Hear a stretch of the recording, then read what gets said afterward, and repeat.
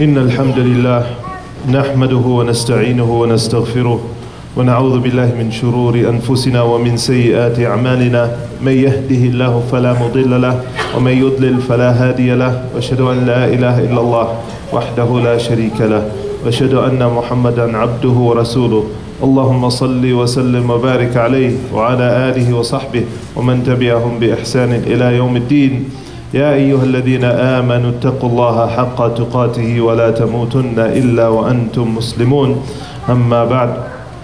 My dear brothers and sisters in Islam, may Allah subhanahu wa ta'ala bless all of you on this blessed day.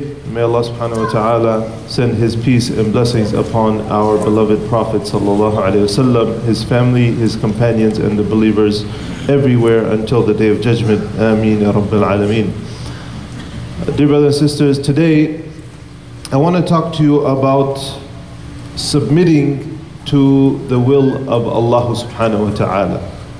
This is the essence and the meaning of Al-Islam. The word Al-Islam is to obtain peace by surrendering, by submitting, by fully giving our lives to Allah subhanahu wa ta'ala in every aspect of our being. That's why Allah subhanahu wa ta'ala says, قُلْ إِنَّ صَلَاتِي وَنُسُكِي وَمَحْيَايَ وَمَمَاتِي لِلَّهِ رَبِّ الْعَالَمِينَ.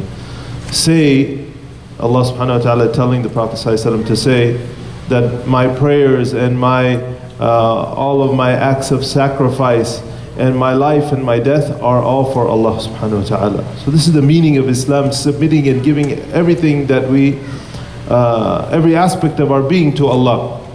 And Allah subhanahu wa ta'ala, He says in Surah Al-Baqarah, بعد أعوذ بالله من الشيطان الرجيم, يا أيها الذين آمنوا ادخلوا في السلم كافة ولا تتبعوا خطوات الشيطان إنه لكم عدو مبين.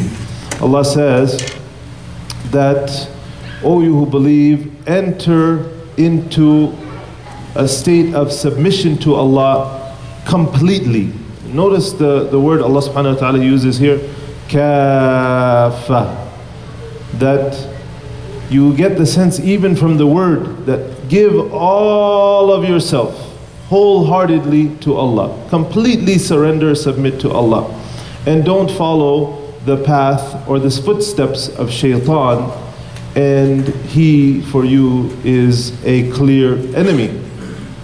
So not following Allah subhanahu wa ta'ala's guidance, not submitting to Allah subhanahu wa ta'ala's will leaves ourselves open to the guidance and following in the way of shaitan.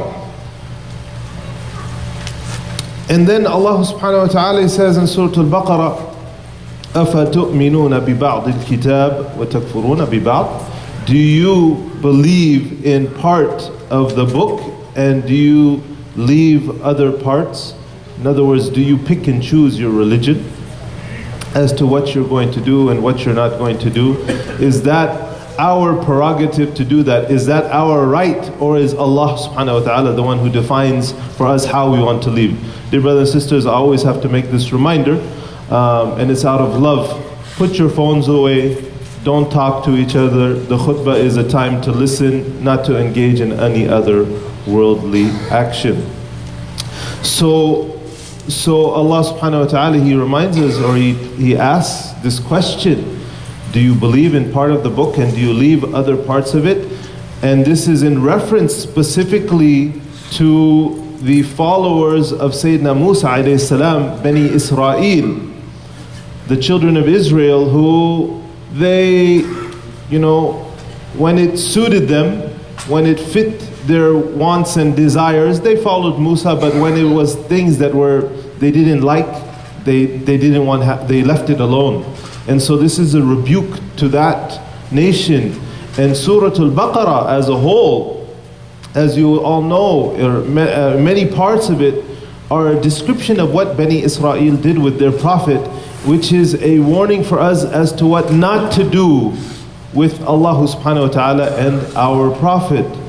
So picking and choosing what we want to do and how we want to live is not our right as Muslims. We don't have the right to take the full ownership of this title of Muslim if we submit to the will of other things, or our own desire, or shaitan, or society, or whatever it may be. And as Bani Israel, what they did, فَنَبَذُوهُ وَرَاءَ ظُهُورِهِمْ, they cast the book behind their back. They let go whatever they wanted to let go. If they didn't want to deal with it, they didn't want to deal with it. But that's not who the Muslim Ummah is. So Islam is to be taken wholesale. Islam is to be taken wholesale. If there are things that we don't maybe understand, or that even may seem strange or otherwise, then it's for us to inquire, to investigate, to question. We are not supposed to be those that with complete blind faith, without trying to understand the meaning and the depth and the wisdom behind why we do what we do. That's not our way. We have the full right to ask and understand and get elaboration and study and seek the assistance of scholars and those people that are learned to understand our faith. But neglect or blatant disregard for Allah subhanahu wa ta'ala's guidance and the Prophet sallallahu alaihi wasallam's teaching is against the very spirit of Islam, against this concept of submitting our will to Allah. So then we look in our life, right? We look in our life to see where we are in compliance with Allah subhanahu wa ta'ala's will and where we may be out of compliance. And we look at the different aspects of our life. We look in the realm of worship, al-ibadat, as-salah and zakah and sawm and hajj.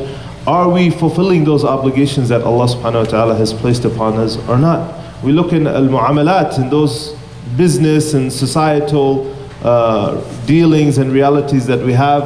Are our finances Islamically compliant?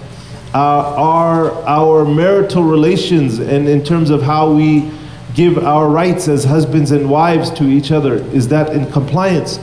And unfortunately, brothers and sisters, a reality in this community, as many, as all other Muslim communities, we are affected by things that we don't like to think that we're affected by. And I'm talking about infidelity and people not being true to their spouses even in terms of the most intimate way, let alone giving rights that are due to each other on a daily basis.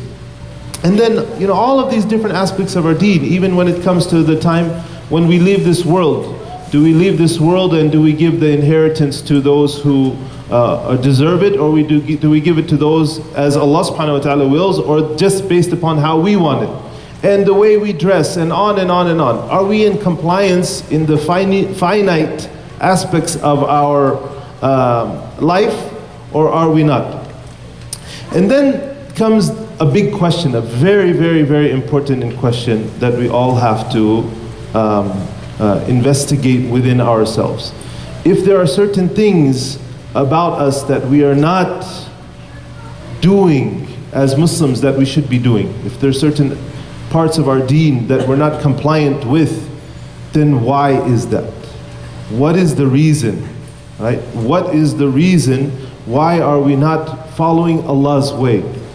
And this is a very important question that we want to focus on for today. But I want to do it today through the lens of one example, because I want to make this concrete, not a theoretical discussion. And unfortunately, there's one thing that I've noticed in the community, amongst many other things, that alhamdulillah, a lot of khair and a lot of good in this community, but then there's also things that we need to correct and we need to fix. One thing that I've noticed is that Muslims have been getting looser and looser and looser in terms of the way in which they deal with each other, in which the two genders deal with each other, males and females. And I'm talking specifically about touch, specifically about the Islamic boundaries of what Muslim men and women are or are not allowed to, or who they are and not allowed to touch from the opposite gender. So, as I think all of you know, but there may be those that genuinely don't know the parameters that a Muslim man can only physically touch somebody from the opposite gender, meaning put his hands on them, hug or kiss or pat on the back or even high five or whatever it may be, somebody who is mahram to them, right? Somebody who is mahram to them, and we'll give the specific definition of that, inshallah.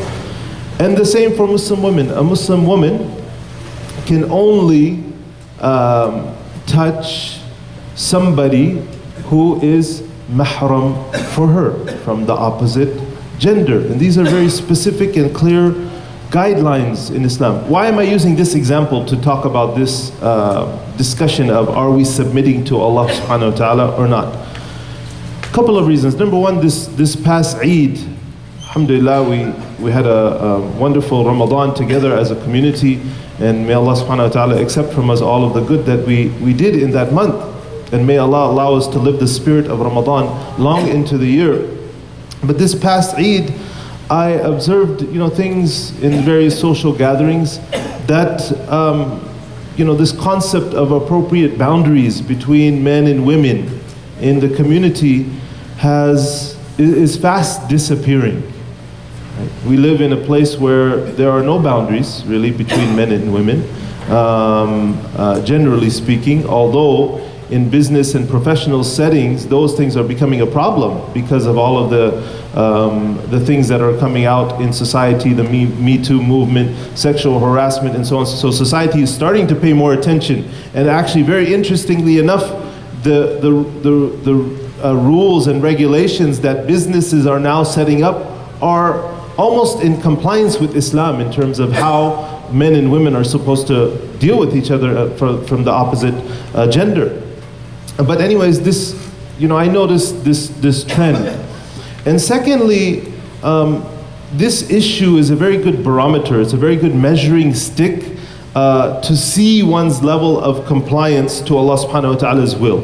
Think about it, all of the interactions that you have with somebody from the opposite gender, are you very conscious of that, or are you loose with that understanding? And then we self-examine to see why that I don't comply with this aspect of Islam or any other aspect of Islam. So we go back to this example of physical interaction between the genders. Men and women may not touch except for those that are mahram. First of all, some definitions. Who is a man and who is a woman in Islam? A man or a woman is somebody who's reached the age of puberty. She can be very young. Right, very young, and this is important. I'm giving this specific parameter for a reason, which means for girls it can be as young as 10, 11, 12 years old. Boys 12, 13, 14, 15 years old. When they are now responsible for the actions that adults are responsible for in Islam. And then a mahram is somebody that you are never allowed to marry, the short end of it. In other words, for me that would be my sister, my mother,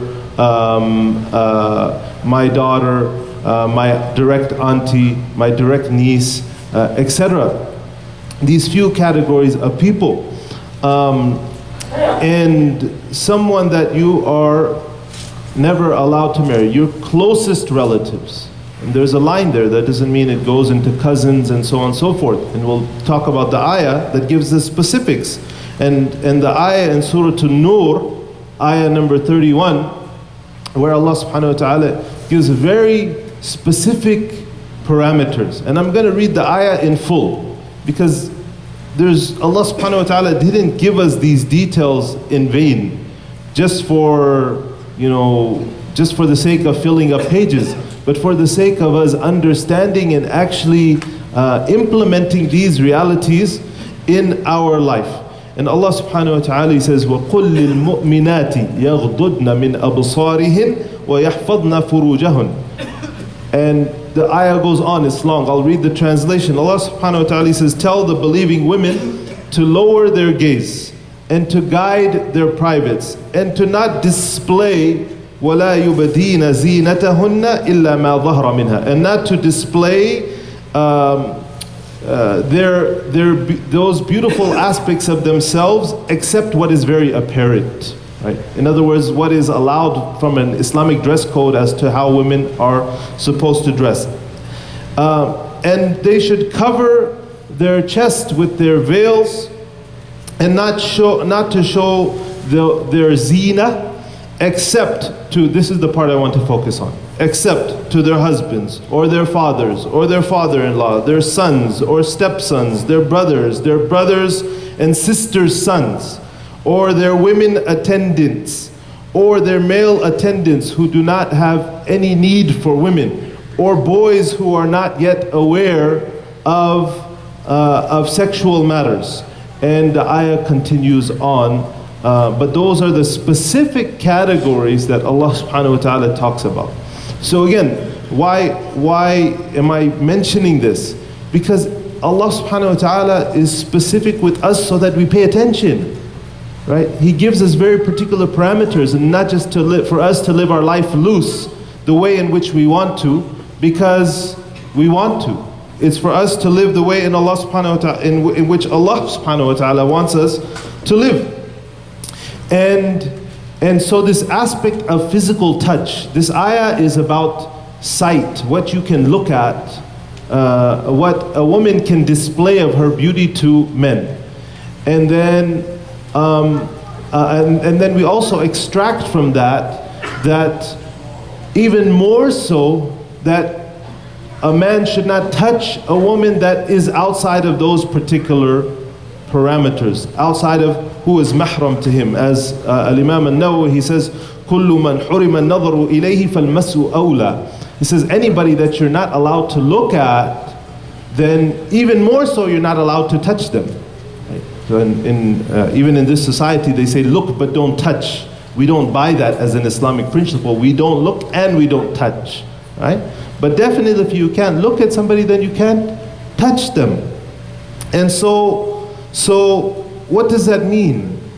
What does that mean? And this is where I want to focus this discussion a little bit.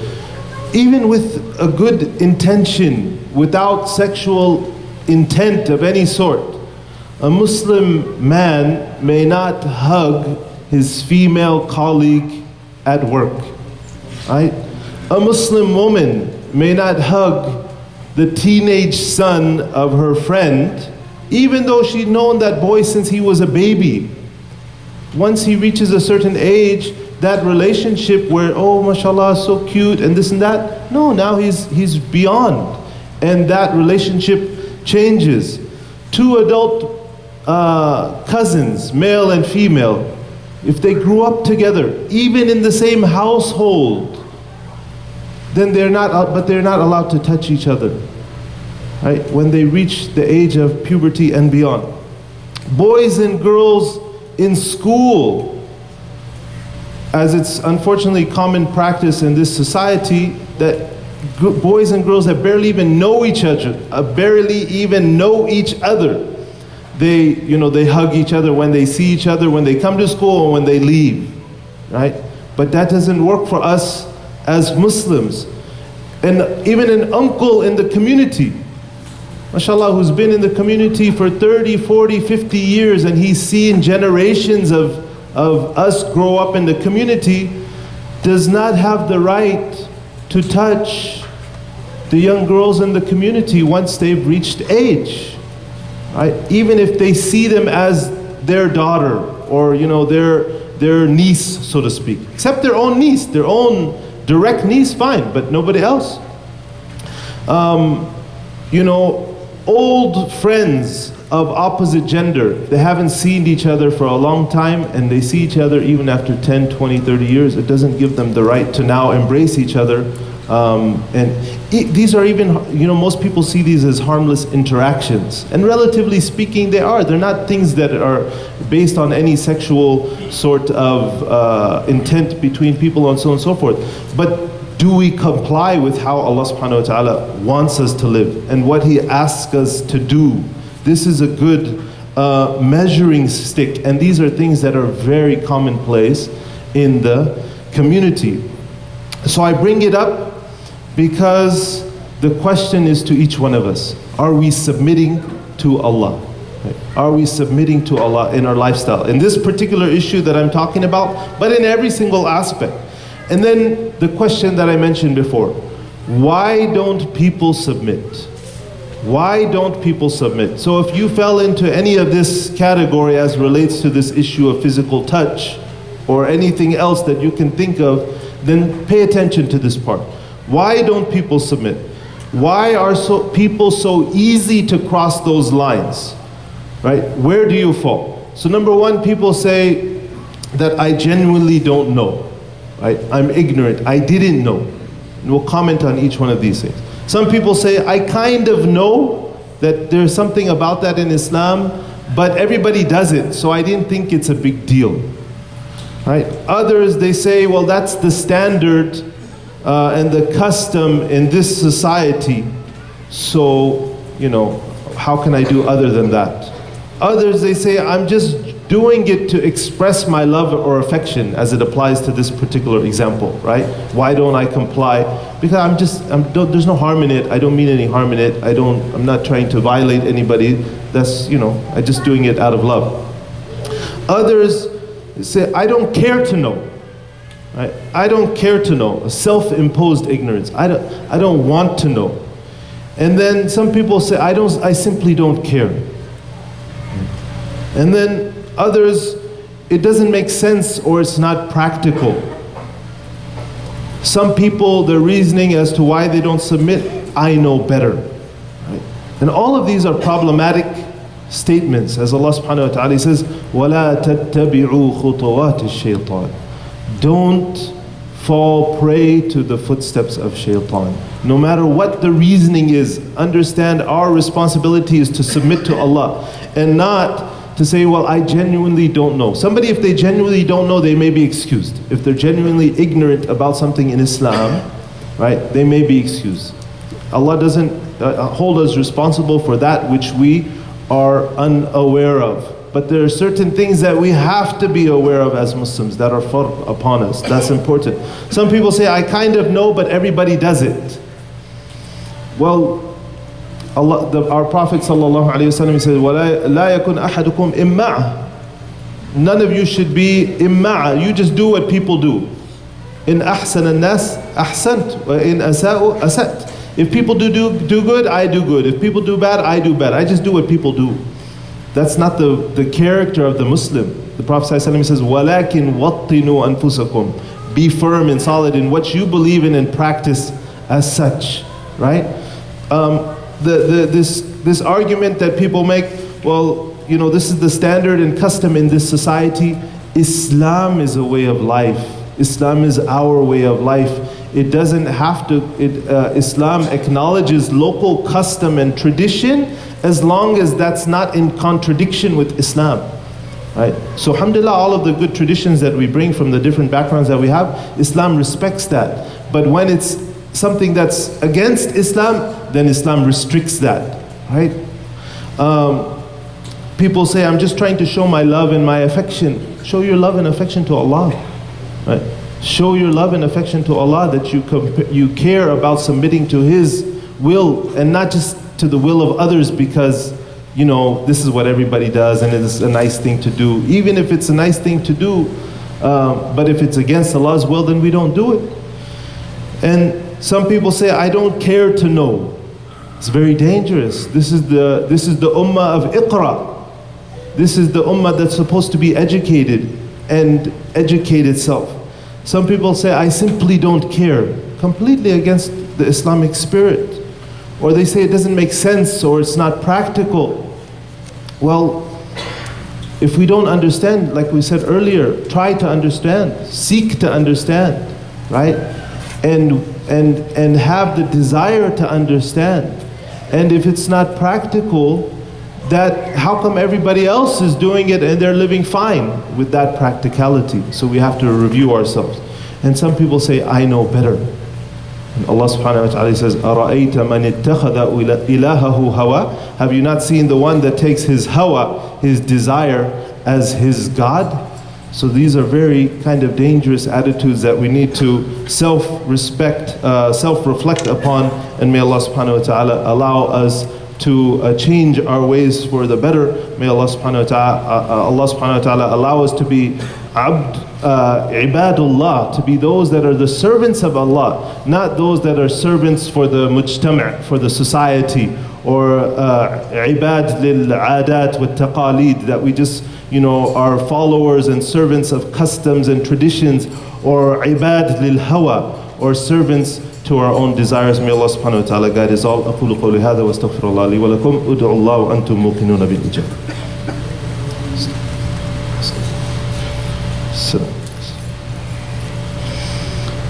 بسم الله الرحمن الرحيم. الحمد لله رب العالمين والصلاة والسلام على رسول الله وعلى آله وصحبه أجمعين.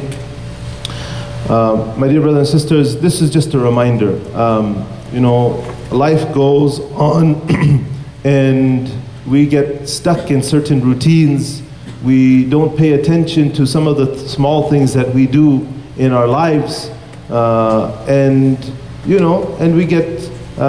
we convince ourselves of the fact that certain things that we do in life are okay. But as a Muslim, we always review and we always reflect upon our lives. Are we living right or are we not? We make muhasabah.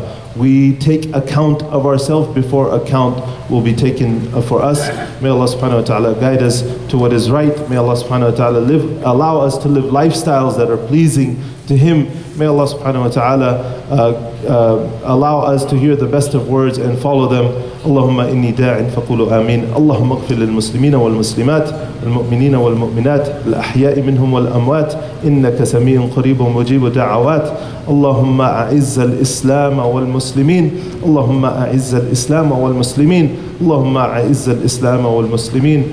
اللهم ربنا آتنا في الدنيا حسنة وفي الآخرة حسنة وقنا عذاب النار. إن الله وملائكته يصلون على النبي يا أيها الذين آمنوا صلوا عليه وسلموا تسليما. اللهم صل وسلم وزد وبارك على سيدنا محمد وعلى آله وصحبه أجمعين. وأقم الصلاة.